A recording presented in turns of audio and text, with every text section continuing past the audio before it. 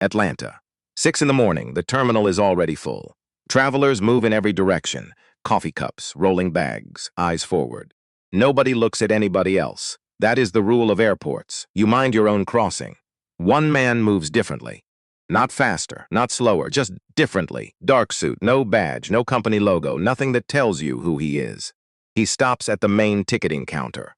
Not the executive lane, the regular line. He pays cash. He takes his boarding pass without a word and walks toward the gate like a man who has been planning this morning for a very long time. He boards, turns left, sits down in seat 2A. He folds his hands in his lap. He waits. 30 seconds later, a flight attendant looks up from the galley. And something crosses her face. Not anger, not recognition. Something older than both. She walks toward him. And everything that happens next will be watched by 140,000 people before this plane ever leaves the ground. The photograph was 4 inches wide and 3 inches tall, grainy, black and white. A man standing alone in an aircraft aisle with someone's finger pointed directly at his face. The man was 67 years old. He was a professor of law. He had done nothing wrong. And the man looking at this photograph at 3 in the morning had the power to do something about it. He just hadn't decided yet whether he was going to. Elijah Cross set the photograph down on the hotel desk in Atlanta, picked up his coffee, cold, set it back down. Outside the window, the city was dark and quiet in the way cities go quiet between 2 and 5 in the morning, when the people who work nights are still at it and the people who work days haven't started yet. Just the highway hum in the distance, just the stillness of an hour that belongs to no one. He had been awake since 3. The photograph was paper-clipped to the front of a folder, 3 inches thick, rubber-banded twice, a yellow sticky note on the cover in his own handwriting. Q3 complaints. Do not file. He had been carrying this folder for 9 months. 61 complaints, 61 separate incident reports filed by passengers on Apex Airlines flights, all alleging discriminatory treatment by crew or ground staff. He had read everyone, cross-referenced them with crew rosters, looked at the demographic breakdowns, hired an outside analyst quietly without telling anyone on his board to review the numbers independently. The analyst's conclusion came back in 17 pages, politely worded, completely unambiguous. 54 of the 61 complainants were passengers of color. The language used in crew incident reports to describe these passengers appeared with what the analysts called statistically significant frequency. Words like agitated, aggressive, uncooperative. Not once, not twice, a pattern. Consistent enough across 14 different flights and multiple crew combinations that coincidence stopped being a reasonable explanation somewhere around case 30.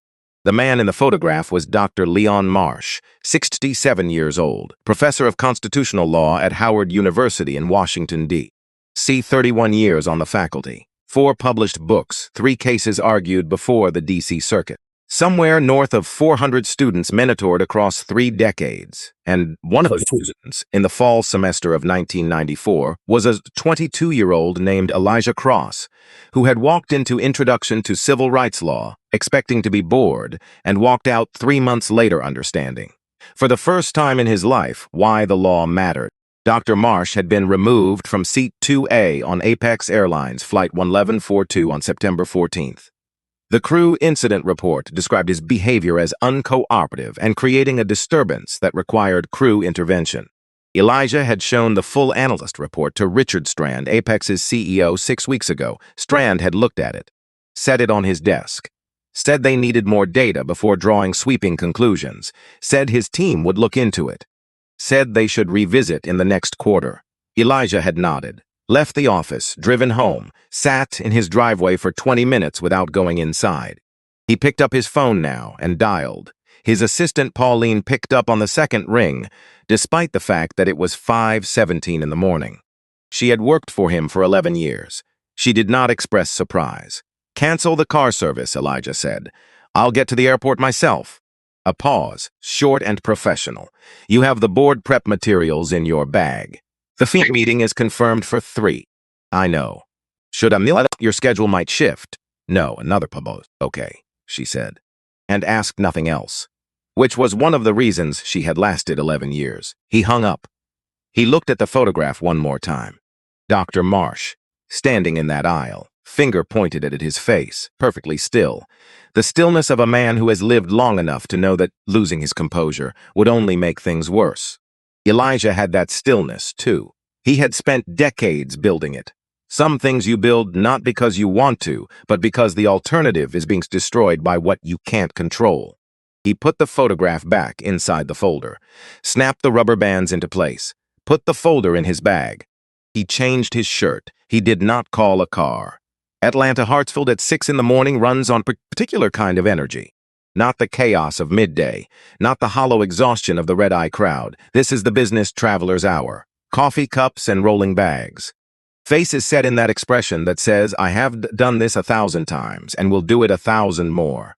Nobody makes eye contact. Nobody needs to. Elijah moved through the terminal without rushing. Dark charcoal suit. No tie. Shoes well kept, not flashy. No company badge, no lapel pin, no identification of any kind that might signal who he was or how many people reported to him or what his name looked like on a building. He looked like a man in a nice suit going somewhere on a Tuesday. He stopped at the main ticketing counter, not the executive counter, the regular line, 7 people deep.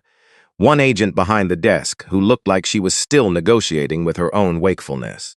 He waited. He bought a ticket, full fare, cash, round trip Atlanta to Phoenix, seat 2A, first class. The agent printed his boarding pass without looking up. He went through security without incident. He always went through security without incident. That was never the part where it happened. He found his gate, sat down, did not open his laptop, did not answer emails, just sat and watched the terminal fill up around him and drank coffee that tasted like cardboard and thought about his father. Walter Cross. Not unusual. Elijah thought about his father the way some people think about a place they grew up in. Not always consciously, not always with intent, but present in some layer of his thinking most of the time. Walter had been gone 5 years now. There were still mornings when something happened, some quality of early light or a particular smell, and Elijah would reach almost physically for his phone before remembering. He never got to finish that reach. Walter Cross had been a welder, Birmingham, Alabama, 38 years at the same fabrication plant, same welding mask, same bench press gloves worn thin at the palms. He had built things, structural things, things that held other things up. He had come home most nights with burn marks on his forearms and said nothing about it, because it was just the work, and the work was just the work. He was not a man who talked about his feelings, but Elijah remembered a specific night in 1987. He was 15. His father had taken a train to Montgomery for a union meeting. The kind of trip Walter saved for, bought a proper ticket, wore his good clothes, the ones kept in the back of the closet for occasions. Elijah hadn't been there. He only knew what happened from the fragments his mother gave him a week later quietly, when Walter was not in the room. The conductor had told Walter there was a problem with his ticket. There wasn't. Walter had shown the ticket. The conductor had looked at it, had looked at Walter, and had said, with the specific flat politeness that is somehow worse than open hostility, "I think you'd be more comfortable further back, sir." Walter had stood, picked up his bag, walked to the back of the train. He had not said one word about it.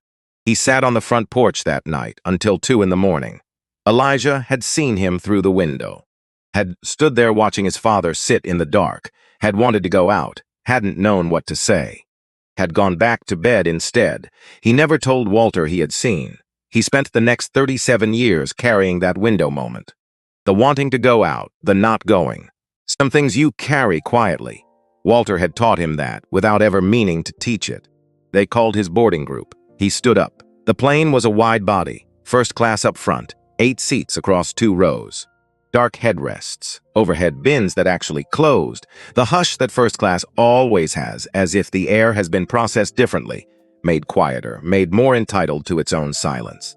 Elijah turned left at the door, seat 2A window. He settled in, put his bag in the overhead, sat down, buckled his seatbelt, thought about taking out the folder, changed his mind. He was not here to perform anything. He was here to sit in his seat.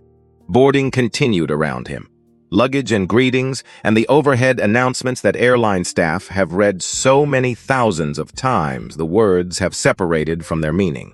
He watched people find their seats. The man in 1C, early, mid-50s, gray at the temples, good haircut, a blazer that communicated money without announcing it.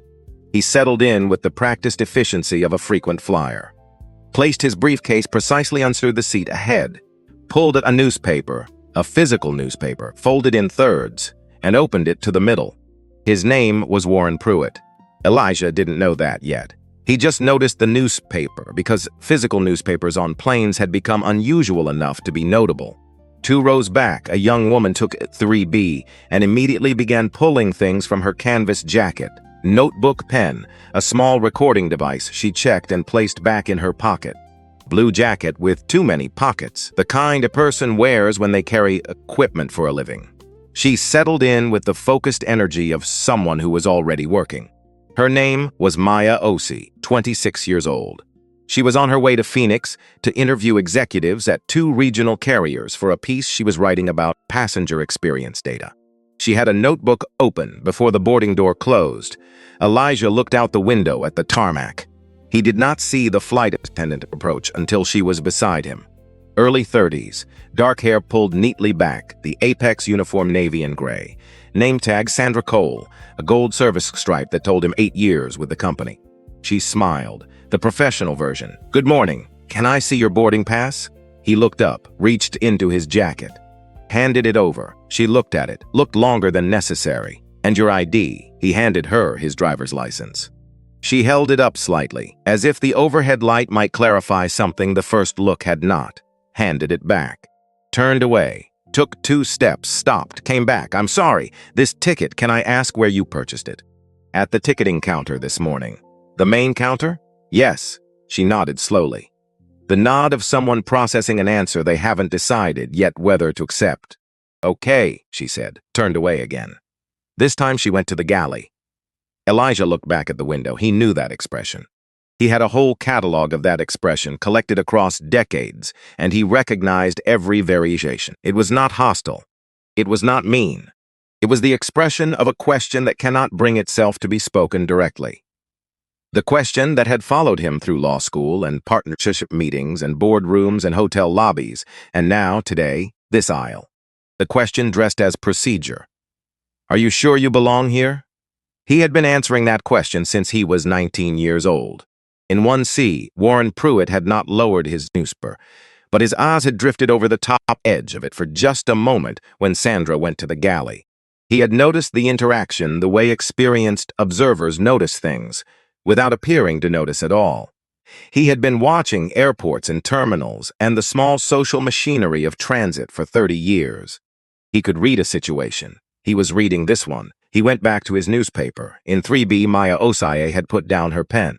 She was looking at row 2. Her notebook was open on her tray, nothing written in it yet.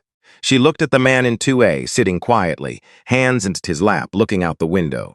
She looked at the galley where the flight attendant had gone. She looked at row 2 again. She picked up her phone. Did not open it yet, just held it. The senior cabin crew member came first. He was mid-40s, and he wore the measured warmth of someone who had spent 20 years managing difficult moments in pressurized aluminum tubes. He introduced himself and explained that they were simply trying to confirm a few details about seat assignments. "My boarding pass is seat 2A, Elijah said. "This is seat 2A. Of course, a practiced smile. Completely routine. That word again. "What specifically needs to be confirmed?" Elijah asked. A fraction of a pause, long enough to matter. "I'll get the captain," the senior attendant said.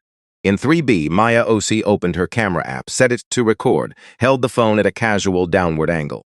She did not go live, not yet. She was a journalist. She collected first, she decided later. She pressed record. Captain Doug Hale came through from the cockpit, 51 years old, broad-shouldered, the Apex captain's uniform with 4 gold stripes. He had a face suited to the job. Steady, unhurried, the kind of face that signals to a cabin full of strangers that everything is manageable. It was not a performance, it was just who he was. 24 years of flying had made him into someone who did not panic, who assessed, who acted. He walked up the aisle and looked at the boarding pass Sandra was now holding. He examined it front and back. His expression was careful. "This looks," he stopped, examined it again. "Everything appears to be in order." Sandra stepped closer. Dropped her voice. Not low enough. "Doug, look at him. Really look." 4 words. They landed in the front cabin the way a tray lands when it falls from height, sudden, impossible to unhear, hanging in the air after the sound has stopped. Elijah felt them arrive, not with surprise, with the specific interior bracing he had developed over decades. The way you brace when you know what's coming, because you've been through the approach before, many times, in many forms. He said nothing. In 1C, Warren Pruitt's newspaper came down 2 inches. In 3B, Maya Osi's thumb moved the phone to a slightly better angle. Hale looked at Elijah, looked at the boarding pass, looked at Elijah again. "Sir," he said carefully, "I'm going to need you to step off the aircraft for a moment. We can resolve this at the gate." No, the word was quiet, no edge in it, just the word. Hale blinked. "Sir, I'm in the seat assigned on my boarding pass. My ID has been verified. My ticket was purchased at the main counter this morning. Full fare, cash. I'm not going anywhere." Hale stood for a moment. He was a man who trusted his crew. He had flown with Sandra for 3 years.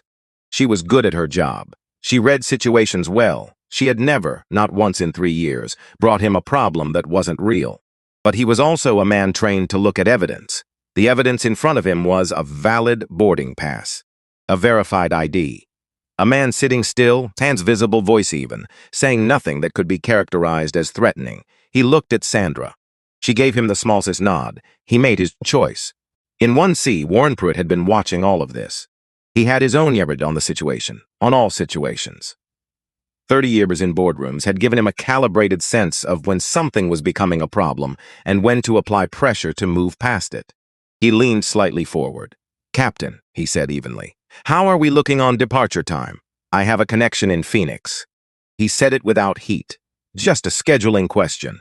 Just a man with a connecting flight making a reasonable inquiry. But in the space of that cabin, at that moment, it was weight on a scale that was already tipping. Hale heard it, added it to Sandra's expression, added it to the 6 passengers filing into coach behind him who were waiting for the aisle to clear, added it to the departure clock. "I'm going to have to call security," he said. Elijah looked at his watch. Old Omega Seamaster, crystal scratched, the kind of wear that comes from years of actual use. His father had given it to him the week he passed the bar exam. He had never had the crystal replaced. "All right," he said. Officer Bernice Hartley came through the cabin door first. 31 years old, 6 years in airport security. She moved into the space the way people move when they know how to read a room before they've fully entered it, scanning, categorizing, identifying. She scanned. She found Elijah Cross in seat 2A, sitting, hands folded in his lap, expression completely neutral. She looked at the crew, looked at the posture of the situation, looked at the man in the seat again. Something registered, not his identity. Something more basic than that. A recognition of the specific geometry of this moment, the shape of it, the texture. From every other time she had walked into a situation with this exact shape and texture. She had been on this side of that geometry before. Many times, she had never quite let herself look at what that meant. Behind her was Officer Kyle Sims, 29, new to her unit, still in that phase of the job where he moved a half step behind whoever was senior and watched to learn the read. He looked at Elijah, looked at Hartley, and followed her lead. Hartley stopped at row 2. "Sir," she said, professional. "Calm. I need you to come with us."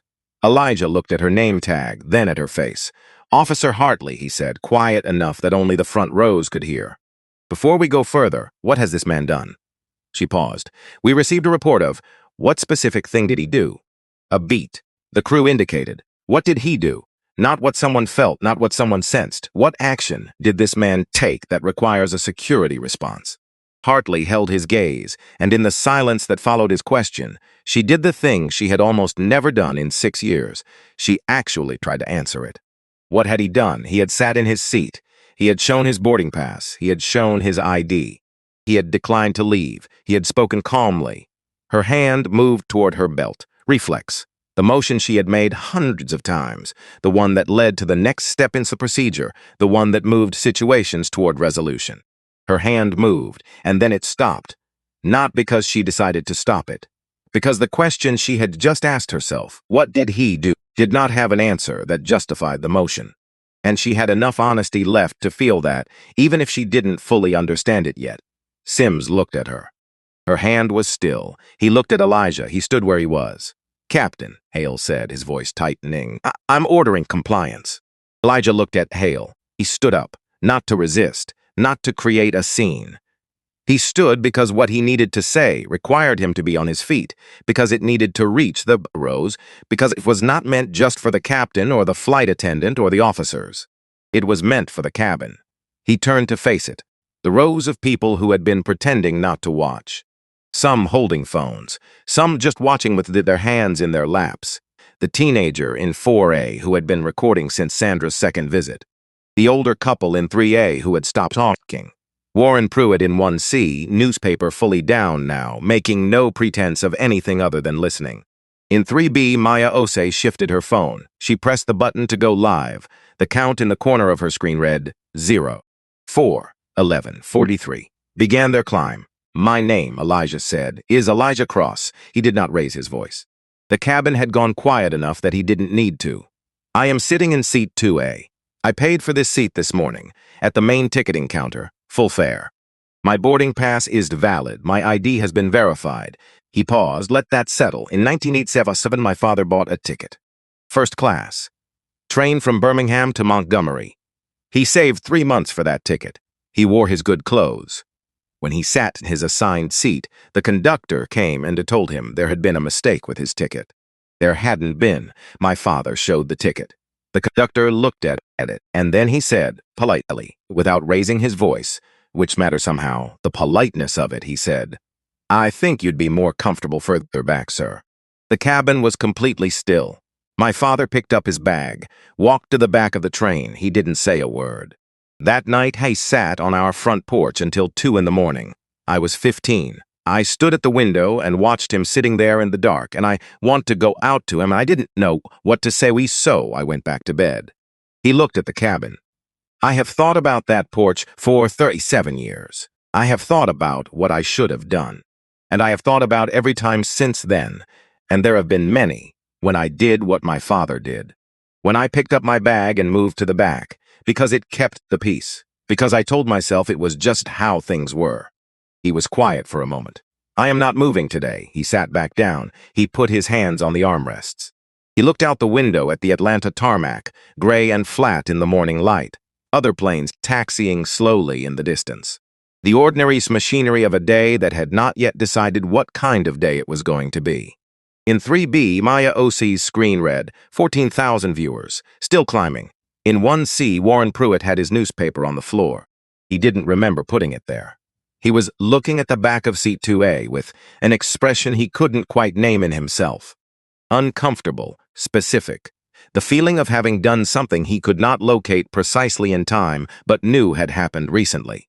Hale stood in the aisle. His radio crackled. He looked at it. The caller ID read, Apex Airlines Headquarters, urgent. He stared at it for 2 full seconds. Long enough for the cabin to notice he was staring. Long enough for something in the atmosphere to shift. Something had changed. The shape of the situation was changing, and everyone could feel it, even without knowing why. He answered. The voice on the other end was the senior vice president of operations. She spoke for 15 seconds. He did not speak during those 15 seconds. He listened with the expression of a man receiving information that is rearranging something inside him, but who is too trained and too professional to let that rearrangement show on his face. He lowered the radio. He looked at Elijah. He opened his mouth, closed it. He turned to Sandra. She was watching him, waiting. Her hands were clasped together in front of her, which was not a professional posture, which was just a person's hands looking for something to hold on to there. Sandra, he said. His voice was lower now, something careful in it. I need you to do something for me. She waited, asked him his full name. She looked at Hale for a moment, then she turned to Elijah. Sir. Her voice was not entirely steady. Can you tell me your full name? Elijah looked at her. He looked at her for a moment, the way you look at something you have been patient about for a long time. Elijah James Cross, he said. And then, because the moment required it, because 37 years of carrying something had led to exactly this point on exactly this morning in exactly this seat, he reached into his jacket pocket and placed a business card on the empty seat beside him. White, plain type, simple. Sandra reached out and took it. She read it again then. She sat down on the arm of the nearest seat because her legs made that decision without consulting her. The card said, Chairman, Board of Directors, Apex Airlines. In 3B, Maya Osi's screen read 31,000 viewers. The number was no longer moving in increments. It was jumping.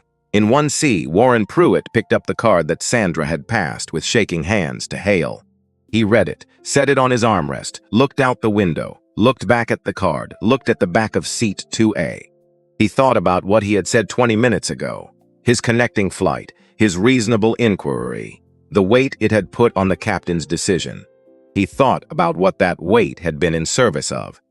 He put his hand flat on the armrest and left it there. Hale was still standing in the aisle, the card in his hand, Apex HQ still open on his radio, and the entirety of 24 years of flying reorganizing itself in real time into something that no longer looked the same as it had looked an hour ago. Outside, on the Atlanta tarmac, other planes continued to taxi. The sun had come up fully now. The morning was bright and indifferent and going on as planned. Inside this aircraft at gate C-22, nothing was going as planned. And in his seat, hands on the armrests, looking out at the flat gray runway, Elijah Cross waited. The same way he had been waiting, in various forms, for 37 years, the same patience, the same stillness, but not the same silence. Not today, not anymore. The radio call lasted 43 seconds. Hale counted without meaning to, the way the brain counts things when the rest of it has gone somewhere it can't follow. The SVP spoke. He listened. 7 things. He retained 4 of them. The 4th was, do not take any further action against the passenger in seat 2A. He lowered the radio. He stood in the aisle of his own aircraft in his 4-stripe uniform, in the job he had held for 24 years, and he could not locate a single adequate response to what was happening around him. Not a procedural one, not a personal one, just nothing. The cupboard where the right responses lived was empty in a way it had never been empty before. Sandra was still holding the card. She had read it 4 times. The card had not changed. It was not going to change. Elijah Cross, Chairman, Board of Directors, Apex Airlines. The letters were the same size they had been the first time she read them. The job title was still the same job title. The name was still the name sitting 2 feet away from her, in the seat she had spent tweets trying to remove him from. She put the card face down on the empty seat beside her. Then she picked it up again. She didn't know why. There was no new information on the back. She just needed something to do with her hands. In 1C, Warren Pruitt had gone very still. Not the stillness of someone at rest. The stillness of someone doing complicated internal work and keeping it off their face. He was a man who had spent 3 decades reading situations, in boardrooms, in negotiations, in the specific theater of business where the real conversation is always happening slightly underneath the stated one. He could read people, he could read rooms, he was reading himself right now, and he did not particularly like what he was finding. Hale moved, not far. He walked the 4 steps to the galley entrance and stood there with his hand on the divider wall and looked at the carpet. He was thinking about a phone call. Not the one he'd just taken, a different one. 3 weeks ago, a Sunday night, Damon calling just to check in. The easy back and forth of a father and a son who had talked every week for 24 years. And then, near the end, almost casual, almost like it didn't matter. Dad, you ever notice how people look at me in nice places? Like they're running some kind of calculation? Hale had said, people are just curious, Damon. Don't read into it. He stood in his galley with his hand on the wall and felt that sentence land differently than it had landed 3 weeks ago. Felt the full weight of it for what might have been the first time. He had told his own son not to trust what he was seeing. He pushed off the wall, walked back to row 2. Elijah was looking out the window. He had been looking out the window since he sat back down. Not performing indifference. Not waiting to be addressed. Just sitting in his seat like a man who had said what he came to say and was giving the room time to catch up. Mr. Cross, Hale said. Elijah turned. I need to confirm your identity for the operations record. Can you give me your full name again? Elijah James Cross. Hale relayed it to the operations center by radio. A formality at this point. But procedures exist moments when people need the structure of procedure because they have lost the structure of everything else. The operations center confirmed in 11 seconds. Then the SP came back on the line. She gave Hale 4 instructions. He wrote none of them down. They were the kind of instructions that do not require writing. He lowered the radio for the second time. He looked at Sandra. "We're going to let the operations team handle the ground side," he said. "No further action." Sandra looked at him. Something moved across her face. Not relief. Something more complicated than relief. "Doug," she said. Just his name, like a question she didn't have words for yet. "I know," he said. He did know, he just didn't know what to do with what he knew. That would take longer. That was the kind of thing that takes considerably longer than an aircraft turnaround. In 3B, Maya Osi's screen read, 41,000 viewers. She had stopped watching the number. She was watching the front of the cabin, where a flight attendant and a captain were standing 3 feet apart and not looking at each other, and where the man in seat 2A had turned back to the window, and where everything that had happened in the past 40 minutes was sitting in the recycled air, like something that had been said and could not be unsaid, which was exactly what it was. She picked up her notebook, wrote one line, put the pen down, kept the camera running. The plane pushed back from the gate at 7:51 a.m., 81 minutes behind schedule. Nobody in first class appeared to notice the movement when it started. The aircraft back began its slow rotation away from the terminal, and the passengers who had their phones out kept them out, and the ones who had been watching the front of the cabin kept watching, and the ordinary mechanical process of departure felt less like departure and more like relocation. The same situation, moving to a different address. Hale returned to the cockpit once the ground crew had cleared them. He completed every checklist, communicated with Tower, managed the taxi queue with the same precision he brought every departure of his career. His hands did the work that his hands knew how to do, and he let them, because the alternative was thinking about Damon, and he needed to not think about Damon right now. He would think about Damon when they were at altitude. He would think about Damon for the entire 4-hour flight to Phoenix, and he already knew he was not going to like what he thought. The aircraft lifted off at 8:15 a.m. When they reached cruising altitude and the seatbelt sign went off, Elijah took the complaint folder from his bag. He placed it on his tray table. He unclipped the rubber bands and set them aside. He opened the folder to the first tab. Sandra was in the forward galley. She saw him take out the folder. She watched him open it. She stood there for a moment with a bottle of water in her hand, going nowhere in particular. She walked to row 2. "Mr. Cross," she said, "can I get you anything?" He looked up. Water would be fine. She gave him the bottle she was already holding. She stood there for a moment after he took it, because leaving felt wrong and staying felt complicated, and neither option was particularly comfortable. "Mr. Cross," she stopped, started again. I'm not sure what to say. You don't have to say anything right now. I feel like I have to say something. You'll have more to say when you understand what you're saying it about. Right now you're still in the middle of the shock." He looked at her steadily. "That's okay. That's where you should be right now." She looked at him for a moment. The bottle was gone from her hand. He had it. She had nothing to do with her hands again. "I'll be in the galley," she said. "I know." She went back to the galley. She stood at the counter and put both palms flat against the laminate surface and breathed in a deliberate and controlled way for about 45 seconds. Then she picked up the interphone and called the senior cabin crew member and told him briefly and without detail that he needed to come to first class and handle coach service for the duration of the flight.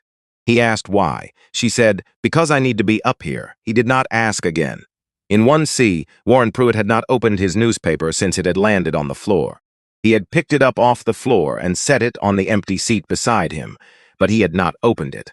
He was looking at the seat back in front of him with the expression of a man who is not seeing the seat back, but is seeing something that isn't in this cabin.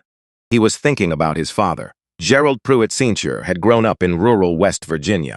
Son of a coal miner, one of 7 children, the kind of upbringing where you learned early that the world had decided certain things about you, and that fighting all of those decisions at once was not survivable. So you picked your battles and you survived, and you did not talk about the ones you lost. There was a diner Gerald Sr. had mentioned once, only once, when Warren was maybe 12 years old. A diner in a town 2 counties over. 1962. A man had been refused service, not gently. The memory had been in the telling before Warren's father changed the subject, and Warren, being 12, had let him change it. He had not thought about that story in 40 years. He was thinking about it now, 30,000 feet above the American Southeast, with a Diggs business card sitting on his armrest and the particular specific discomfort of having been, this morning, part of a machinery that he had always told himself he was separate from. He was not separate from it. He had been inside it. He put his hand flat on the armrest and looked at the seat back, and let that be true for a while. At cruising altitude, Elijah opened the tablet. He had not turned it on during the ground portion. He turned it on now, and after a moment a video call connected. 6 faces in a gallery grid. Suits, office backgrounds, the expressions of executives who have been watching something unfold in real time from a position of complete inability to intervene. At the top left of the grid, larger because he was closer to his camera, Richard Strand, CEO, 58 years old. Silver hair slightly disheveled in a way that was new. The small visual evidence of a man who had been running his hands through his hair for the past hour and a half. Strand looked at Elijah the way a man looks at someone known for 7 years and thought he understood and is now, quietly, understanding differently. Elijah, he said. His voice was not the CEO voice. It was just a voice. Richard. Elijah angled the tablet so the front cabin could see the screen. I'd like you to meet the cabin crew of Flight 274. I believe you've been watching. We have. Then you've seen what I've seen. What Dr. Marsh saw on Flight 742. Strand was quiet for a moment. Yes. You had the analyst report 6 weeks ago, Richard. I put it on your desk. I know. You said you needed more data. I know. This is the data. Strand looked at the camera. He looked at it with the expression of a man who has no available argument. Elijah, he said. In a moment, Elijah said, but first I want to read something. He picked up the complaint folder, and he began to read. He read the way a lawyer reads, not performing, not editorializing, just the facts, named and dated and specific. Case 1, August 4th, Seat 3A, Chicago to Atlanta. The passenger was a 58-year-old cardiologist. The crew incident report describes him as aggressive and creating a hostile environment.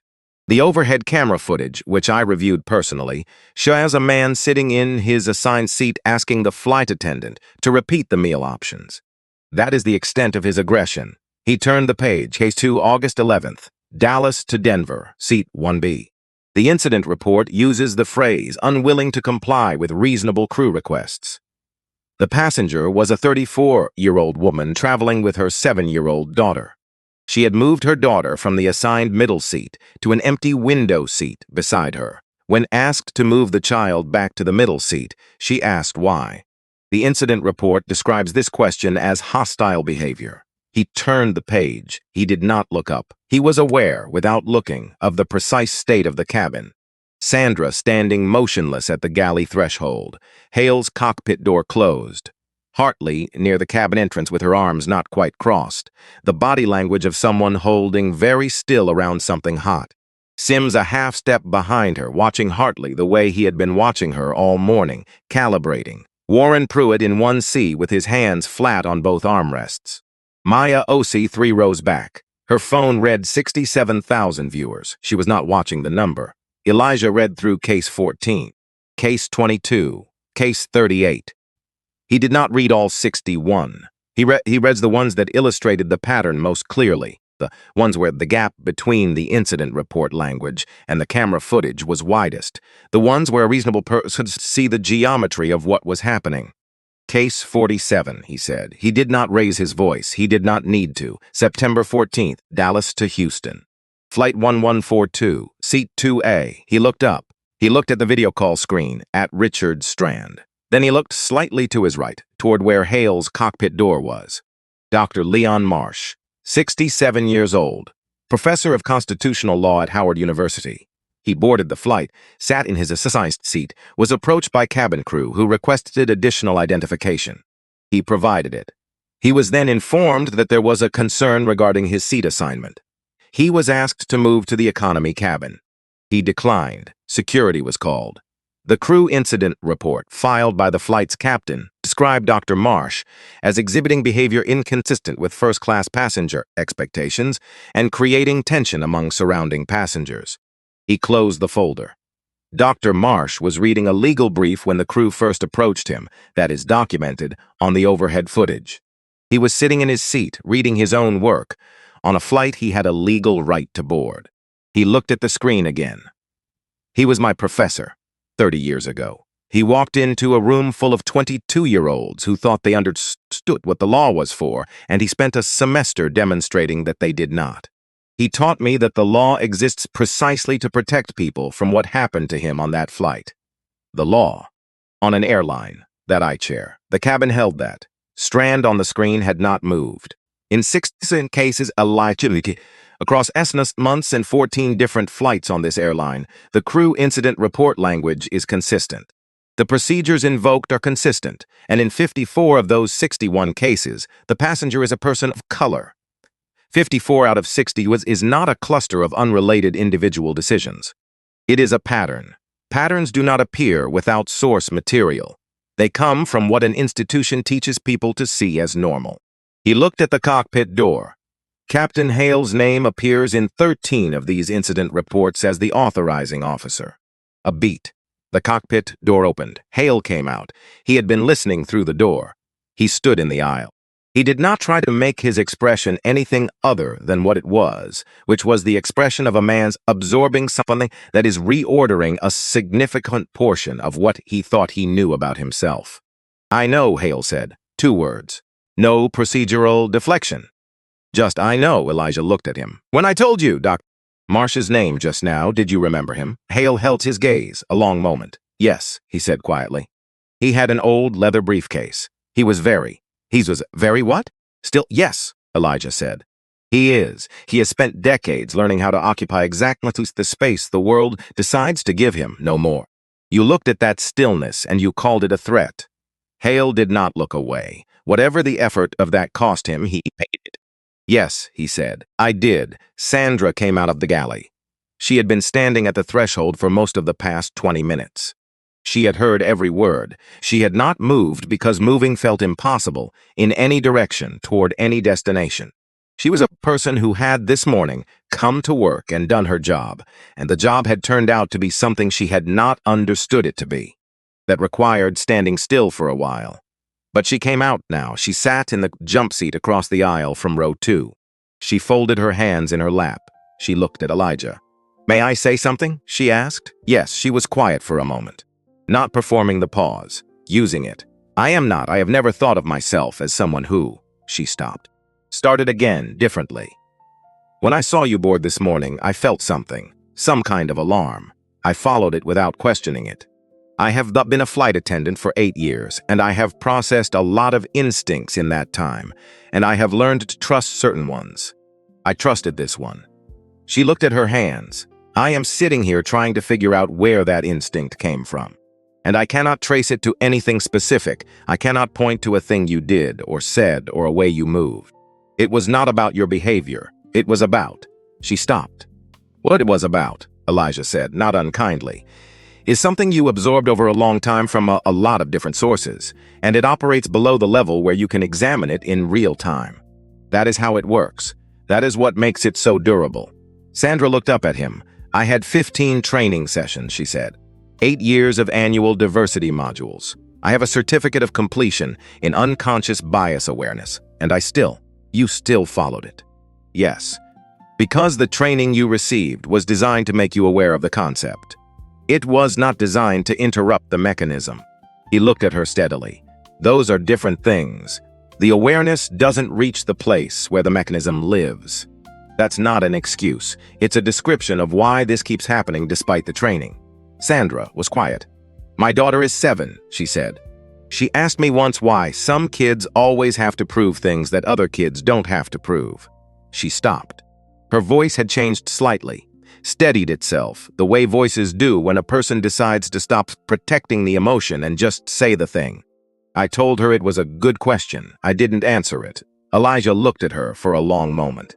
"You're answering it now," he said. In 1C, Warren Pruitt had been listening without appearing to listen. He had a long habit of that. He set his hands on the armrests. He looked at the seat back. He looked at the business card he had set there earlier. He looked at it for several seconds. He stood up. Everyone in the front cab happened registered it. The movement of a man standing in a space where sitting had been the default for the past 2 hours. "I want to say something," he said. He said it to the cabin, to Elijah specifically, but to the cabin. "My name is Warren Pruitt. I'm in 1C. He did not elaborate on who he was or what he did, which was itself a kind of choice. About an hour ago, I asked the captain about departure time. I framed it as a scheduling question. It was also pressure. Pressure to move past this situation quickly. And I applied that pressure without asking a single question about what was actually happening." He looked at Elijah directly. "I saw a black man in a first-class seat and a crew that appeared to have a problem with that. And my response was to push the captain toward resolution rather than toward examination. I did not ask what you had done. I did not ask if the crew's concern was based on anything real. I just wanted the situation over." He stopped. "That is not a neutral position. That is participation." The cabin was very quiet. "I'm sorry for that," Warren said. He said it plainly, without performance. The apology of a man who has found something true about himself that he does not particularly want to be true, but is going to have to live with. He sat back down. Elijah looked at him. "Thank you," Elijah said. Just that, 2 words, no absolution in them. No judgment either. Just the acknowledgement of a man who said a true thing. In 3B, Maya had stopped writing. She said just watching. Her phone read 89,000 viewers. She was not looking at it. She was looking at the front of the cabin, at the shapes this conversation had made, at the people who had come into it as one version of themselves and were now clearly in the process of becoming something they hadn't been this morning. She had been in rooms where important things happened. She had written about those rooms afterward, from the outside, with the professional distance that writing requires and sometimes allows. She was not outside this, she was inside it. That would make the piece harder to write. It would also make it the only piece worth writing. She picked up her pen. She wrote one line in her notebook. She stopped. She looked at the line. She crossed it out and wrote it again differently. She kept it. On the screen, Richard Strand had not moved. He had been watching. The call had been open the whole time. The other executives in the grid had been watching too. Some of them leaning toward their cameras, some pulled back, all of them with the quality of attention that comes when something is happening that is not in any crisis protocol they have ever seen. Elijah turned the tablet to face the forward cabin fully. Then he looked at the screen. "Richard," he said, "you told me 6 weeks ago that you needed more data." Strand said, "Yes, do you need more data?" A pause, long enough to be real. "No," Strand said. "Then I want to tell you what's going to happen. Not ask, tell." Strand did not object to the distinction. "You're going to announce a structural review, not a press release. A review with an independent chair, a public timeline, and binding recommendations. You're going to bring in outside auditors for every incident report filed in the past 3 years. You're going to establish a passenger advocacy position that reports to the FAA, not to Apex management. You're going to do all of this within 72 hours of this aircraft landing in Phoenix, or I am calling an emergency board session and we are voting on leadership." He said it without heat, without drama. The way you say things that you have already decided, that are not proposals, but statements of what is going to happen. "This is not about my ego," Elijah said. "It is not about the incident this morning specifically. It is about 61 cases. About Dr. Marsh, standing in an aisle with someone's finger in his face. About the 53 other people in this folder who went home and carried what happened to them because there was no mechanism to do anything else." Strand looked at the camera. He said, "Okay." Elijah looked at him. "You'll do it. All of it. And if the board, I'll resign before I let the board table it." Strand said it the way you say things that you have already decided in a place that is not quite the same place as words. Some things should not have been negotiable this long. He was quiet for a moment. Then he said, "Elijah, I need to tell you something. Not as the CEO." He stopped. "My son, James, he's 22. He was adopted as an infant. He's black."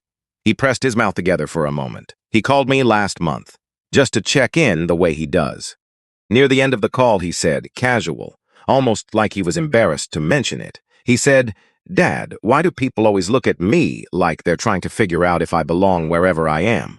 On planes, in restaurants. Everywhere, like wherever I go, there's a calculation happening." No one in the cabin moved. I told him he was probably reading too much into it. I told him people were just curious. Strand's voice had changed. It was not the voice he used for board calls or press briefings, or the management communications that Elijah had been receiving from him for 7 years. It was smaller, more accountable to gravity. I told my own son that he was imagining something that this folder proves he was not imagining. And then I put down the phone and went back to work, and 6 weeks ago you put that analyst report on his desk, and I asked for more data. Because looking at it meant looking at what my son was not imagining. And I chose not to look. The cabin was still. I don't have an excuse for that, Strand said. No one offered one. Elijah held the tablet for a moment. Then he placed it face up on the tray beside the folder. He looked at the screen, at Strand's face, which was doing something it did not do in any of the board calls or quarterly reviews or crisis responses that Elijah had been on with him over 7 years. It was just a face, a man's face, carrying something it had been carrying longer than it should have. 72 hours, Richard, Elijah said. 72 hours, Strand said. Elijah closed the tablet. The screen went dark. The cabin exhaled, not loudly. Just the collective release of breath that a group of people disks when something has been held under pressure for a long time and is now fractionally released.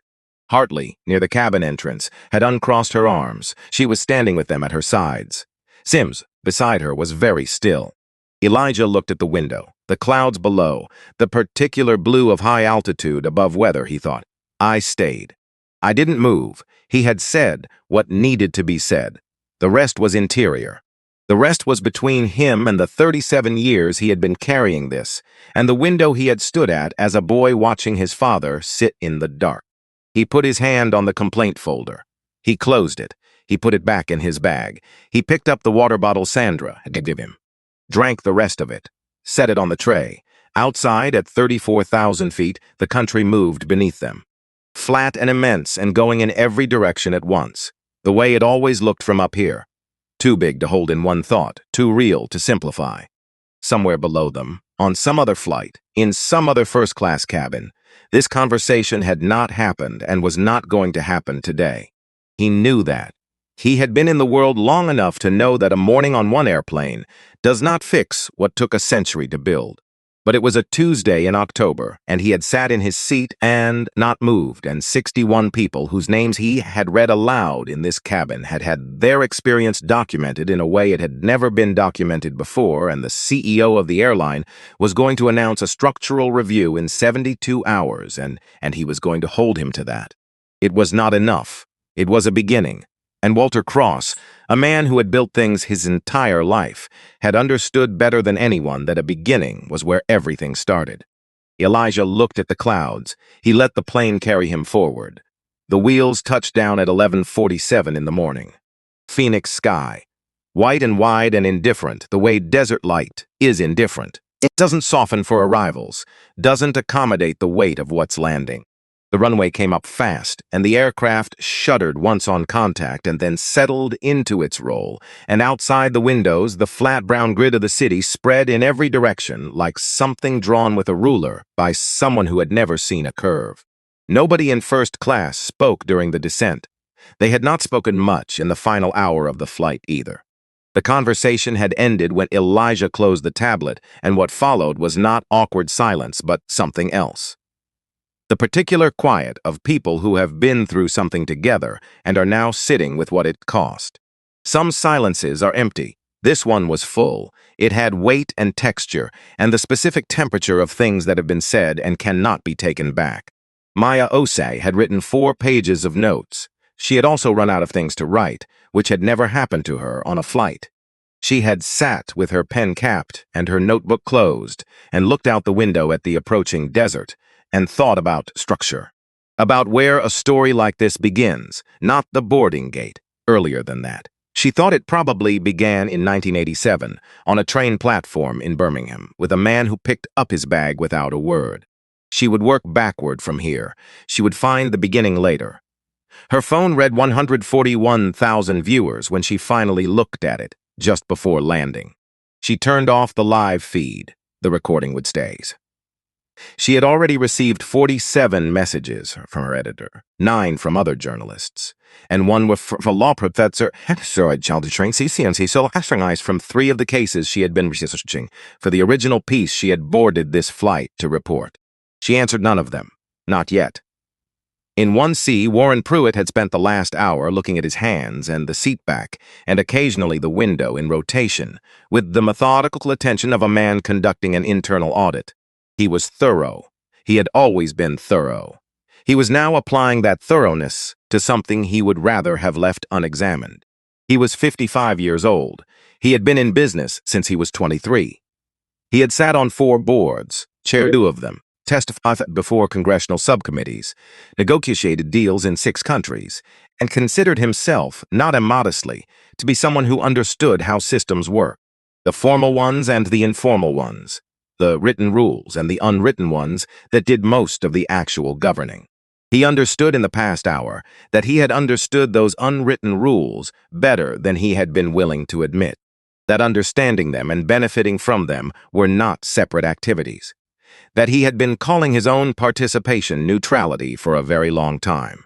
He was a member of the FAA's Policy Advisory Board. He had held that seat for 4 years. He had reviewed passenger complaint data in that capacity.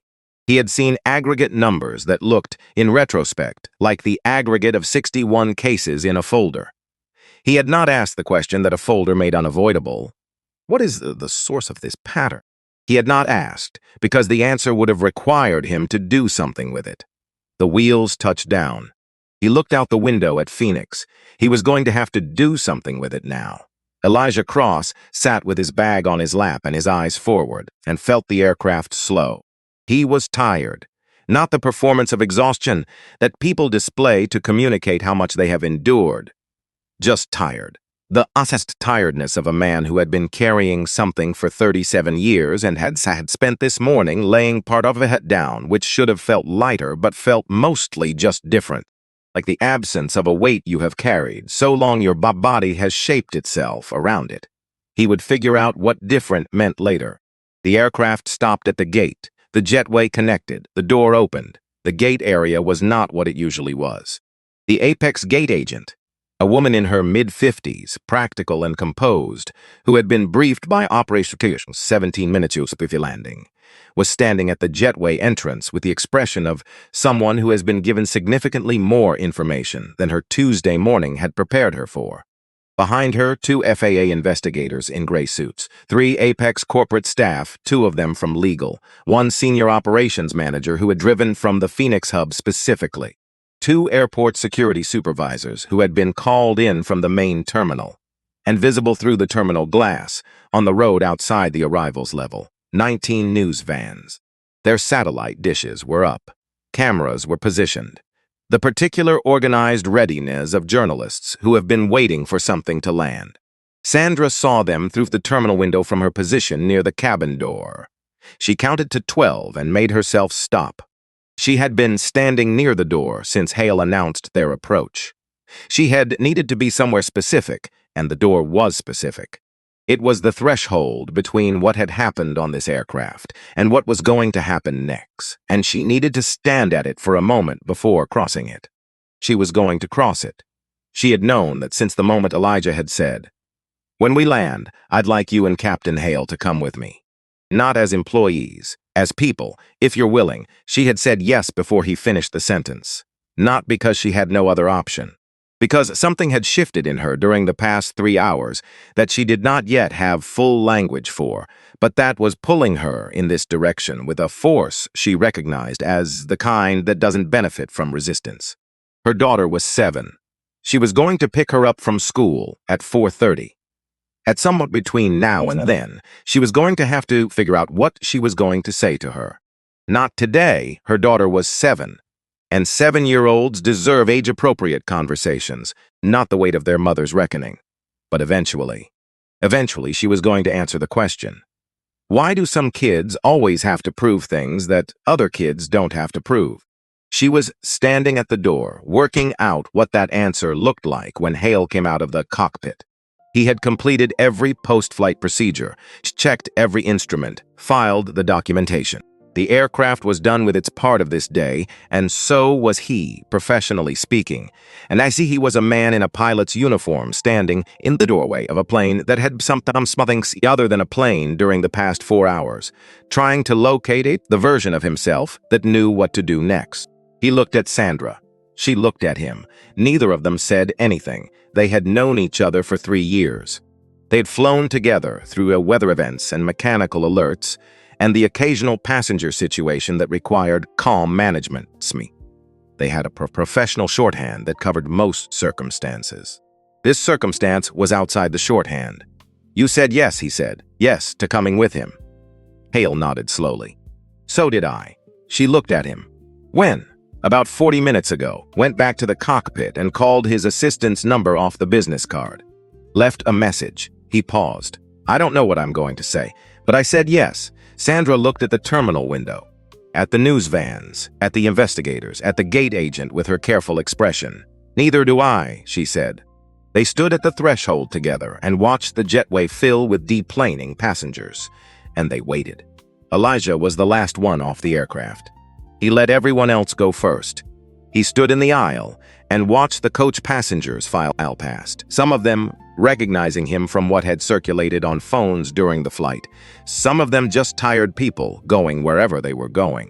He nodded at a few, stepped aside for an elderly woman who was moving slowly and who was not interested in anything except getting off the plane and finding something to eat. When the aisle was clear, he shouldered his bag and walked to the door. Officer Denise Hartley was standing just inside the jetway. She had to have been there since the door opened. Not officially. Her supervisor had reached her by radio before landing and told her to stand down, that federal investigators were handling the debrief, that her role this morning was concluded. She had said, "Understood," and then she had walked to the jetway and stood there anyway. Elijah stopped when he reached her. She said, "I want to apologize." He looked at her, read her face, the sincerity of it, the discomfort of it, the specific quality of an apology offered by someone who understands that they are not owed acceptance. "You stopped," he said. "Before it went further, that matters." "I almost didn't. I know. That also matters." "Yes," he said. "It does. Both things are true." She held his gaze. "I've been on the side of that moment before," she said. "The moment before stopping. I've been the person who didn't stop." She said it without self-pity, just as a fact she was choosing to name out loud. "More times than I want to count." He looked at her for a moment. "What you do next," he said, "is what determines what this morning meant."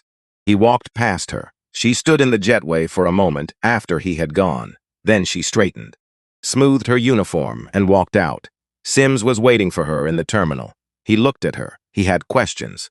He had had questions for the past 3 hours, and had not asked them because the read he was still learning told him this was not the moment for questions. Now he looked at her, and she looked at him, and some of what she was carrying moved across the space between them in the way things move between people who have been through the same thing from adjacent positions. "What happens now?" he asked. We write our incident reports," she said. "We write exactly what happened. No edits. No softening." She looked at the terminal. "And then I think you and I need to have a longer conversation."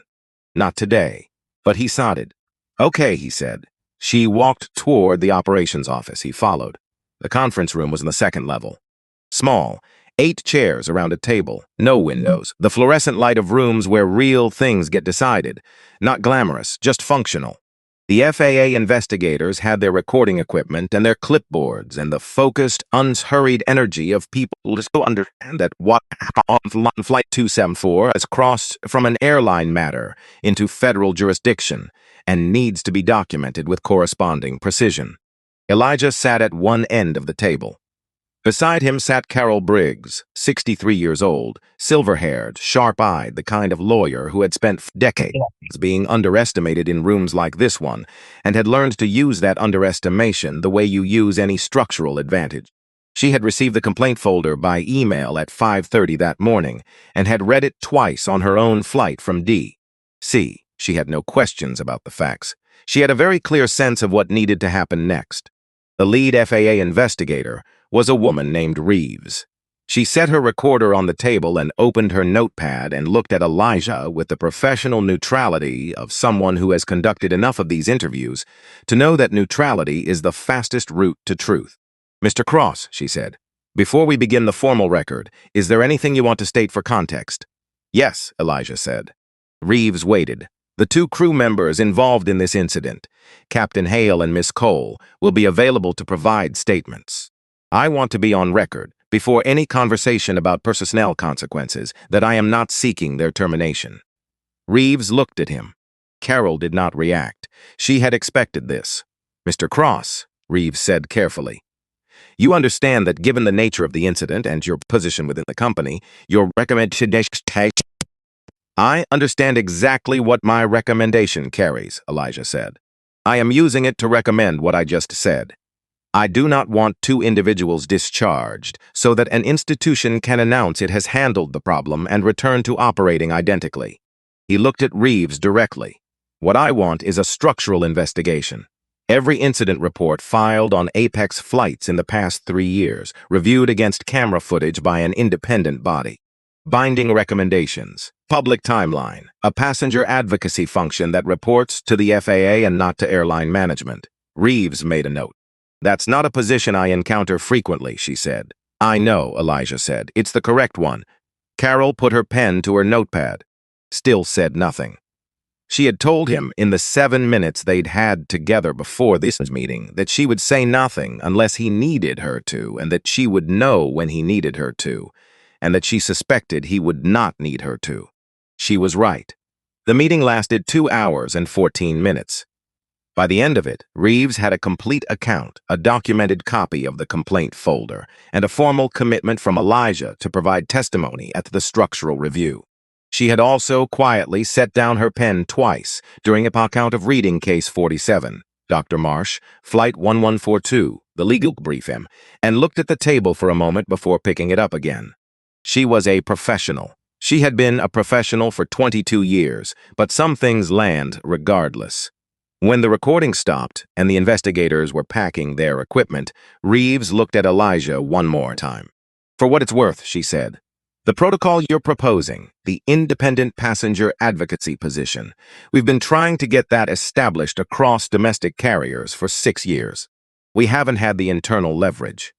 Elijah looked at her. "You do now," he said. "The meeting with Sandra and Hale happened in a smaller room. No investigators, no lawyers. Just Elijah, the two crew members, and the particular specific weight of 3 people who have been through something together and are now sitting at a table working out what it means." Hale had changed out of his uniform. He was wearing a gray shirt and dark pants, and without the 4 gold stripes, he looked like what he was outside the cockpit. A man in his 50s with a good face, and the particular quality of someone who is used to being in charge, and is now in a room where that is not the relevant thing about him. Sandra had not changed. She was still in the Apex uniform.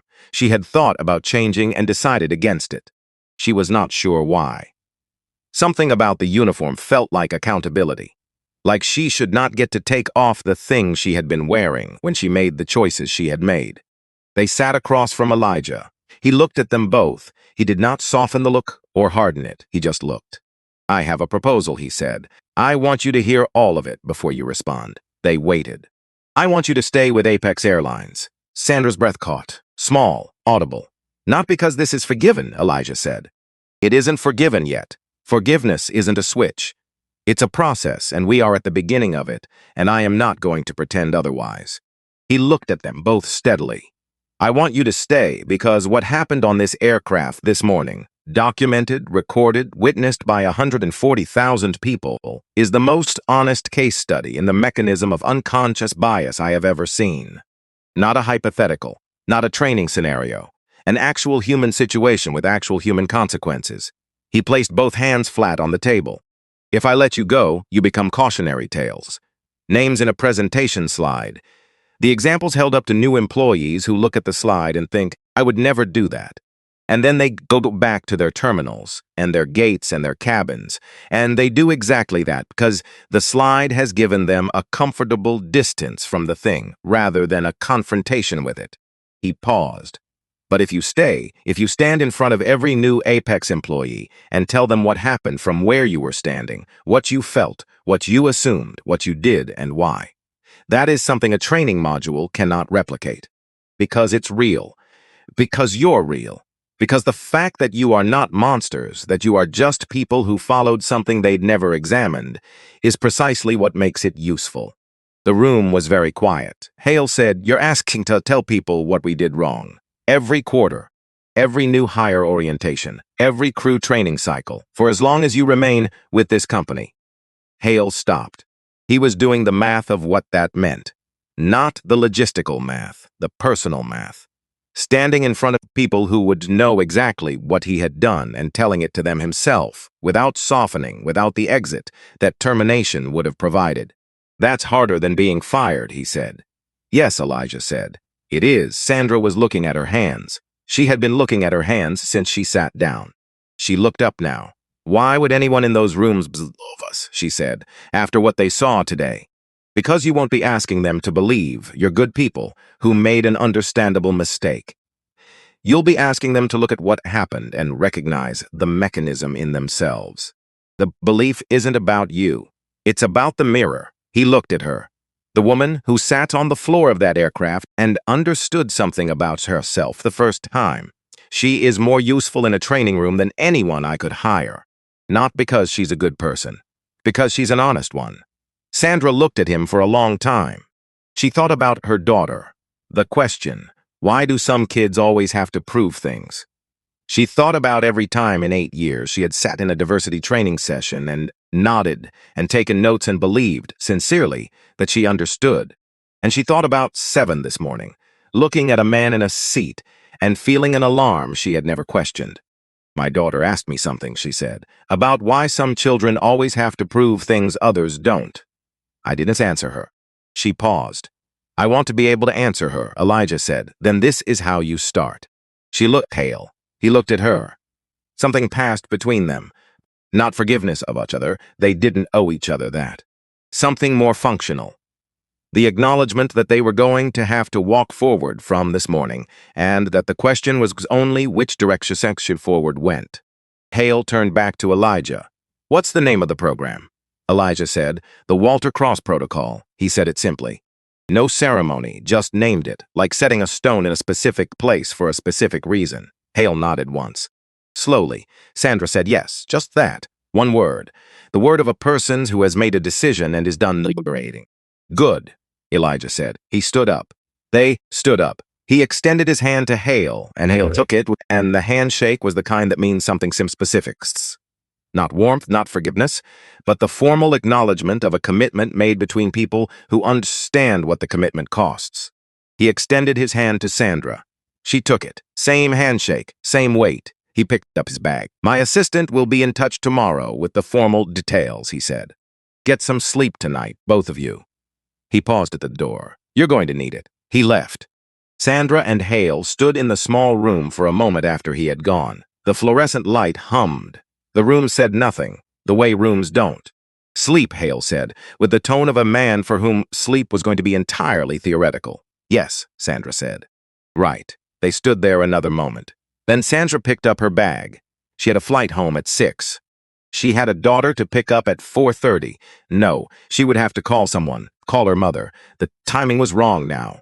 She would call from the terminal. She would figure it out. She was going to be figuring things out for a while. That was all right. She was beginning to understand the correct state to be in. 6 months later. Sandra Cole stood at the front of a training room at the Apex Atlanta hub. 212 new hires. Third day of orientation. The segment was called Understanding What You Carry. This was her 41st presentation. She kept a green notebook. Date, location, one unexpected thing from each room. Not for anyone else, for herself. She told the story without slides, without a script. From the moment she walked to seat 2A to the moment she sat on the floor of the aircraft with a business card in her hand. She told it without making herself the villain or the redeemed. Just what happened, just what it cost. When she finished, a hand went up. Young man, front row. "How do you know when an instinct is real versus the other thing?" "You probably won't know at first," Sandra said. So before you act on any instinct, you stop. You ask one question. What did this person actually do? Not what you felt. What they did. If you can't answer that with a specific fact, you wait. A woman in the back. Does the protocol actually change anything? Or is it good paperwork? 6 months in, 6 complaint escalations flagged. 3 resulted in crew retraining. 2 in procedural changes. Is that change? She paused. It's a mechanism that exists and runs. That's different from nothing. Whether it becomes real change depends on what everyone in this room does when they leave here. She picked up her bag. Flight to Dallas at 2. She was always going somewhere now. Doug Hale called his son on a Sunday in October. 3 weeks of planning. 3 weeks of not calling. He understood by now that those were the same thing. He stood at his kitchen counter because sitting felt wrong for what he needed to say. Damon picked up on the 3rd ring. Hey, Dad. Hey, Hale put his hand flat on the counter. I've been thinking about something you said a few months back. About people looking at you like they're running a calculation. Damon was quiet. I told you not to read into it. Yeah, you did. I was wrong. What discussed is real. I knew it was real when you said it. I told you it wasn't because I didn't know what to do with it. He stopped. That's not a good reason. It's just the reason. Silence. The careful kind. A son checking whether this is actually the thing he's been waiting for. I'm sorry, Hale said. I know. Pause. I've been waiting a while for that. They talked for 50 minutes after. Baseball. Damon's car. A trip in the spring. The ordinary back and forth of a father and son with something newly open underneath it. When they hung up, Hale sat down. Right posture, it turned out. 3 days later, a letter arrived from Washington, D.C. Return address, L. Marsh, Howard University. Hale opened it at the kitchen counter. 2 pages, handwritten, clear and deliberate. Dr. Marsh wrote about standing in that aisle on September 14th. Not the procedural facts, the interior of it. The calculation you make when you know that any emotion you show will be used as confirmation of the assessment already made of you. The decision to go still and small, not because you are those things, but because the alternative costs more than you have left to spend. He wrote, I have been making that calculation my entire adult life. I do not want to be good at it. I am tired of being good at it. He wrote that he was not offering forgiveness. That forgiveness was not a switch and not something owed to someone who hadn't yet done the work of earning it. But he had watched the footage of Hale in a different aircraft 6 months later, telling the true version of what had happened. And he wanted Hale to know one thing. He wrote, the man who stood in my aisle on September 14th would not have done that. I can see the difference. That is not forgiveness. That is observation. But I thought you should have it. He signs it. Leon Marsh. There was a postscript. P.S. Elijah Cross was one of the finest students I taught in 31 years. Not because he was the most brilliant, though he was exceptionally good. Because he understood from the first week that the law is only as useful as the people willing to use it when it is inconvenient to do so. Hale folded the letter, put it in the drawer where he kept the things that mattered. His father's watch, a photograph of Damon at 8 years old. Then he went to call Damon, not because he had something specific to say, just because he wanted to hear his voice. Denise Hartley's new assignment came in November, Regional Training Coordinator, Southeast Division. She accepted it with the ambivalence of someone who understands that what is being recognized is not heroism, but the cessation of something that should not have required heroism to stop. She had not done something brave on Flight 274. She had stopped doing something wrong. Those are not the same. She took the role. Because the role gave her the ability to teach stopping to people who had not learned it yet. Her first session. 42 officers, Atlanta Airport, mid-November. She did not start with policy. How many of you have acted on a feeling that something was wrong without being able to say what it was? 42 hands. How many of you afterward asked what the person had specifically done to create that feeling? 3 hands. She looked at the 39 that had not moved. That's where we start, she said. Maya Osi's piece ran in February. Longer than agreed. Her editor read the draft and called, whatever length it needs. It ran with a photograph of an empty first-class seat. Anonymous, any aircraft, the headrest faintly creased from use, Maya's idea. The empty seat was the story. The piece was called, What Seat Knows. The line that traveled. He never raised his voice, not once. In 2 hours of the most precise confrontation with institutional assumption I have witnessed in a decade of working. Just a man in his seat, just a man staying. She heard from readers for months, a retired flight attendant from the 70s. A man in his 60s who said, "Thank you for writing the word tired." A woman who had been in row 7 of Flight 274 and said, "Your piece helped me understand I don't have to have the answer. I just have to not look away." She kept them all in a folder she had named without thinking, "What people are carrying." She was 3 months into the book. Elijah flew back to Birmingham on a Tuesday in November. Coach, window seat. He drove from the airport to the cemetery on the east side of the city, November light. Low and golden and slightly sideways. The kind that makes everything look like it's being remembered. He found the headstone, Walter James Cross, 1941 to 2019. Beloved husband, beloved father, a man who built things. He held the cover page of the Walter Cross Protocol, formal version. Board approved, FAA reviewed, real architecture, built to last beyond the news cycle that created it. "I named it for you," he said. He stood there a while. Then he folded the paper and put it back in his pocket. He would keep it. Walter didn't need paper.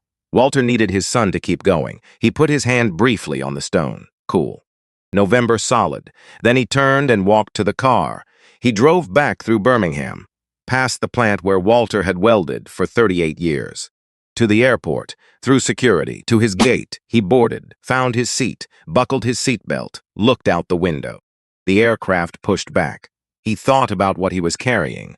Less than he had boarded with in October, but not light, and probably never going to be light. Some things are not meant to be set down entirely, only understood better, only carried with more knowledge of what they are.